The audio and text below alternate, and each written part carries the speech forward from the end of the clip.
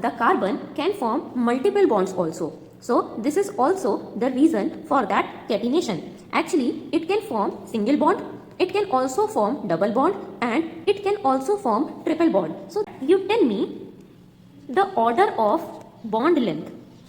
Okay, the order of bond length between carbon-carbon, carbon double bond carbon, carbon triple bond carbon. Multiple bonds also. So this is also the reason for that catenation. Actually, it can form single bond, it can also form double bond, and it can also form triple bond. So this adds to the structural diversity and stability to the carbon. Here in carbon and carbon bond, this is only sigma, and in this carbon and carbon, this is sigma, this is pi, and in carbon and carbon triple bond, this is pi, and this is sigma. Okay. Now, if I ask you a question that you tell me the order of bond length. Okay, the order of bond length between carbon-carbon, carbon double bond carbon, carbon triple bond carbon. Now you have to do this. So how will you do this? Try to think, pause the video and try to solve it by yourself. You can solve it by your common logic. So now I tell you actually what happens. Carbon and carbon means two elements are being connected by single bond only. Okay. Then two things, that is two same elements, are here connected by two bonds. Here two elements are being connected by three bonds. Okay.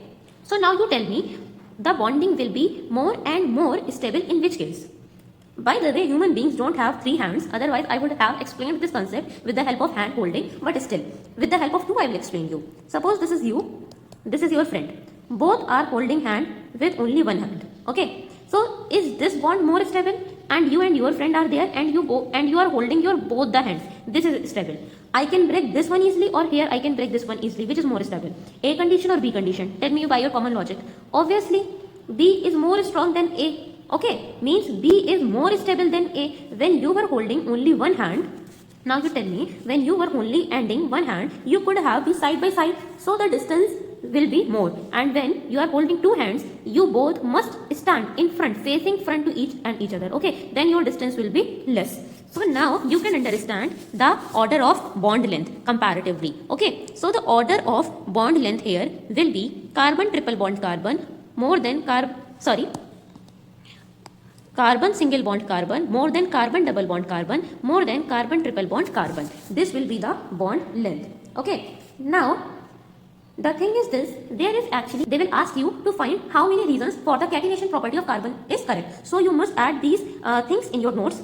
That carbon shows high catenation property due to small size, the prime reason. High carbon-carbon bond energy or bond stability, that is the second most common reason. Then tetravalency, that is the third reason. Why tetravalency? Because the tetravalency means any bond forming possibility, and due to this tetravalency, there is ability to form multiple bonds.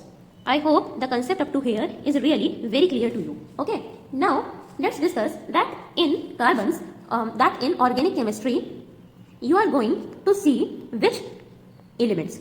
So in organic chemistry, you know that carbon is the king. Fine. Again and again, you will find carbon in the organic chemistry. And the next most common element bonded with carbon, you will see hydrogen. Even there is a separate chapter of carbon and hydrogen in your class 11th itself, that is hydrocarbon. So the most common elements bonded with carbon, first one is hydrogen. It forms carbon and hydrogen, means one bond between carbon and hydrogen. If I connect it 4 times, I will get CH4. And CH4 is known as methane. Okay, if I do 2 carbon bonding, so 3 bonds will be remaining. I will connect it just like this. Okay, so this is called as CH6, that is ethane. C2H6. Okay, this is ethane. Second most commonly seen will be your oxygen. So here you can have either carbon oxygen this bonding, or you can have this bonding, that is carbon double bond oxygen. Why? Because you know carbon can form 4 bonds, but oxygen cannot form 4 bonds. Oxygen can form how many bonds? Maximum 2 bonds. Okay, here hydrogen could only form 1 bond.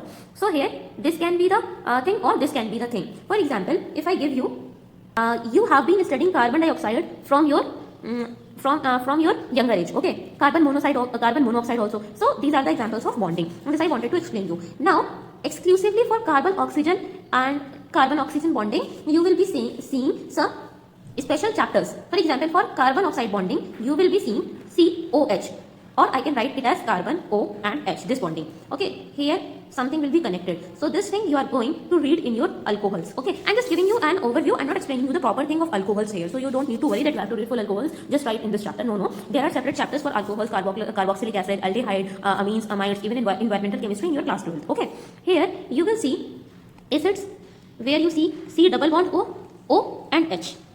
Okay, here what you are observing, double bond also came and single bond also came. So this is the example of your carboxylic acids. Okay, you will be also reading about aldehydes. Aldehyde is also a thing, that is C double bond O bonded to H. These things I will also explain you in IUPAC nomenclature, the priority order also, functional groups also, but here I am telling you that it is aldehyde.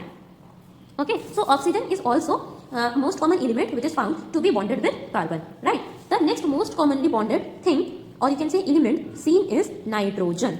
Okay, nitrogen is N. So it can form either one bond with nitrogen, that is Cn, or it can form triple bond with nitrogen also. Why? Because nitrogen on a maximum can form 3 bonds, right? And this C triple bond N or Cn we will be reading in amines, that is the class of some organic molecules having carbon and nitrogen, amides also, and also nitriles. We will be reading fourth most commonly element bonded with carbon, that is halogen. So halogens are group 17, you know, that is fluorine, chlorine, bromine, iodine. Okay, so these on maximum can form one bond. Okay, because these are halogens. They has NH2, NP5. Okay, so these are also found bonded with carbon like CH3Cl, CCl4. These are the examples. The fifth most commonly bonded element with carbon is sulfur, which we will see the bonding will be like this, CS, and we can see this bonding in thiols and thioethers, right? We can also see phosphorus bonding with carbon. You know that phosphorus is from the group of nitrogen, but here triple bond with P cannot be found because C triple bond nitrogen is stable, but C triple bond P is not stable. First of all, let me give you the example of such compounds, that is known as organophosphorus compound. Now I will tell you the reason why C triple bond N is stable but C triple bond P is not stable. The reason is really very simple. Actually, what happens if I ask you which has the greatest atomic size, nitrogen and phosphorus? You know, in periodic table from going upside to down, atomic size increases. Therefore, you will say to me that phosphorus has the greater size than nitrogen. So now you tell me that carbon is this much size, suppose. Nitrogen is also suppose this much size, but in phosphorus there comes a great difference. C triple bond is this is P. Will it be possible? No. Why? Because here the p orbitals are supposed at this level, so there can happen effective overlap on all axes, x-axis, y-axis and z-axis also. But here the bond condition is this, here the bond is this, but here the bond is this. Means the p orbitals are much greater, because there is a difference. In carbon and nitrogen we are having 2p both side, but here in carbon we are having 2p, and here in phosphorus we are having 3p. So there is a much variation in the size.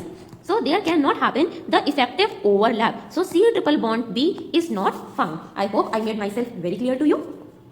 In crowded classes, these gaps go unnoticed.